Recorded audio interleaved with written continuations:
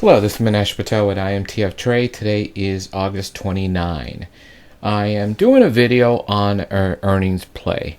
Met a couple of people here in Dallas, and a lot of them are retail traders that basically sat there and tried to trade around earnings, forecast earnings, and they lost their money.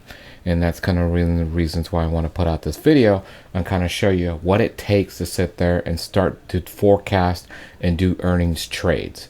Now, before we begin, let's go for our normal disclaimer. This is a disclaimer to basically state this is for education use only. We're not soliciting you to buy or sell any particular instrument. If you do so, you're doing that on your own risk. All information is owned by EII Capital Group, cannot be distributed or without our permission. We are broker neutral, charting neutral, but today we're going to show you everything from charts from TradeView. So let's get right back to the chart. So here's a real live trade here. This is Williams-Sonama. It basically had earnings today. I don't listen to the fundamental parts of earnings at all. I look at basically statistics and trade based on that. You could see here basically this is a weekly chart where each bar represents 1 week of information, and you could see basically it held this resistance here at 69.54 and it's gone down, and so far for this week we're down 5.28%. Majority of the movement down has been pretty much been today due to earnings. Now, first things first, what time frame? This is the number one problem a lot of people have with earnings. They're looking at the wrong time frame. Earnings are basically announced quarterly.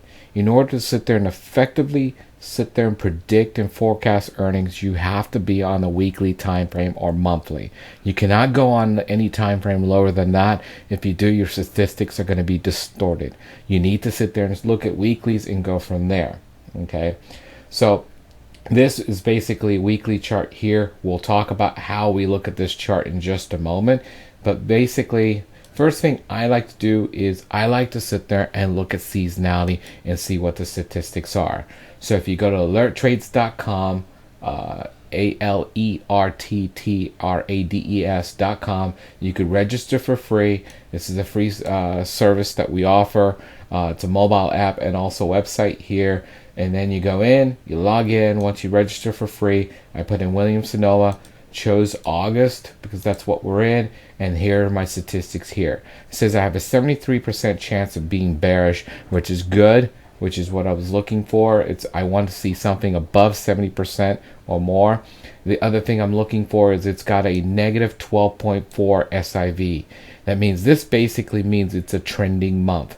What I'm looking for is either for a bullish scenario, I'm looking for this to be 10 or above. For a bearish scenario, I'm looking for this to be negative 10 or below, and that basically tells me we're trending, and that's what we're looking at. Next, it tells me I'm going to move an average 5.3%, and then I look at the drawdown here at 5.7. So if I take the average move divided by the average drawdown, that tells me I have a 1-to-1 reward risk ratio. That's not great. So you have to look at your technical charts to sit there and see exactly how to sit there and trade it. Because you cannot sit there and consistently be a professional trader unless you get a 3-to-1 reward risk ratio. So we know we're going to go through drawdown for this, and the question is how will it play out on the charts. So let's go to the chart here, and you could see at the beginning of August, which was right here, here was price here at the end of July here. If you know the Ichimoku system, if you know if price is above the cloud, the sentiment's bullish, and you're above this 9-week support here, above the 26 week support. So basically everything looks bullish, nothing looks bearish at all. And you could see that this was a pullback here. So really you had a high probability that the drawdown was going to happen first part of the month. Reason why is it'll probably bounce off some type of support here and then try to go to resistance. Now, way we look at our resistance, we have these crosses here, which are multiple time frame resistances, which are what we're looking for. So there was a cross right there. Let me do it right there, and then there was a cross right there. So what we're doing is we're kind of waiting for things to kind of take place here. Things went up, up, up, up, up, and then hit this little resistance here. When we first got to this resistance right there, we hit it, we bounced off there. Really, there was not a bearish opportunity on the lower time frames at all. Nothing at all, nothing at all.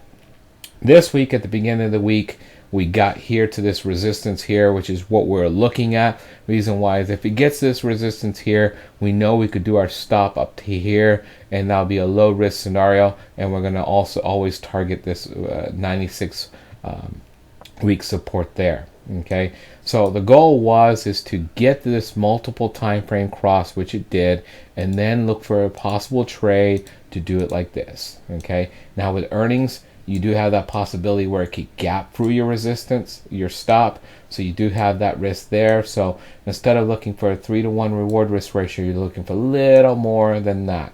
So we're looking for this to be pretty much my entry here, my stop be a couple of points above there, and now I'm looking for a reward here.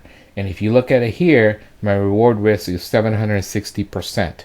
Okay, it's more than 300%. So if this did sit there and gap up, I still have that room here to get out, and this still would be equalized to 3-to-1 reward risk ratio.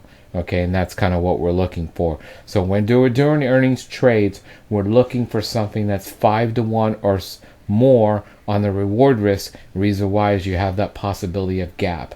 So you have that. So this is our multiple time frame resistance right there. Remember, you could only get that on our indicator here. No one really can. If you don't have it and you want more information, just email us there. Okay, so this is the trade here. We got it here, and let me show you exactly when we got it. We'll go to a 4-hour here, so you could see here, this basically yesterday this occurred where we got that resistance. It was pretty much in the morning here. We got that resistance right there. We shorted it with buying put options at that point there, and then basically sat there, and now what we're doing is we're waiting for it to get to our target right there. So that is pretty much how safely we're trading our forecasting for earnings.